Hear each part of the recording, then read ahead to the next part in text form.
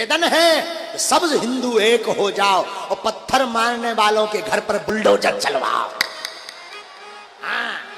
कौवे जैसी आवाज की इफेक्ट के साथ कमेंट्री करते धीरेन्द्र शास्त्री किसी भी एंगल से स्पिरिचुअल लीडर नहीं लग रहे हैं, एक कम्युनल पॉलिटिकल लीडर की भाषा बोल रहे हैं। मगर इस देश में स्पिरिचुअल कब कम्युनल हो जाए और पॉलिटिकल फायदा उठाए कुछ कहा नहीं जा सकता, इसलिए बाबा कुछ नया नहीं कर रहे हैं। हाँ, नया है इनका अंदाज कि सबके बारे में सब कुछ जानते रहने का दावा कर रहे हैं। इनके इसी दावे की पोल खोल करने के लिए नागपुर में अंधश्रद्धा उन्मूलन समिति के कुछ लोग सवाल करने लगे। उन्होंने 30 लाख का इनाम रखा, खुद के चुने हुए 10 रैंडम लोगों के दुख दर्द के बारे में बताने की शर्त रखने लगे। बोले 100% नहीं तो 90% सच बताना, इनाम भी देंगे, सम्मान भी देंगे। फिर भी बाबा बचने लगे। अगले दिन चुनौती स्वीकारने के बजाय, अपनी राम कथा को आगे बढ़ाने के बजाय बागेश्वर धाम वाले बाबा फरार हो गए।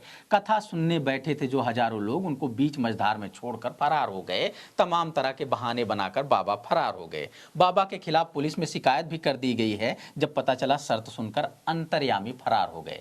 सुनिए सवाल करने वाले लोग क्या बता रहे हैं, सवाल के पीछे अपनी मंशा जता रहे हैं। अगर ये बाबा सिद्ध करते हैं, धीरेन्द्र स्वामी जी सिद्ध करते हैं, तो पूरे दुनिया के लिए कितना बड़ा उदाहरण होगा कि हमारे भारत में एक दिव्य दृष्टि वाला आदमी है। 26 साल का लड़का होने के बावजूद इतनी बड़ी दिव्य दृष्टि उनको प्राप्त हुई है। पूरी दुनिया आपके चरणों पर माथा टेकेगी।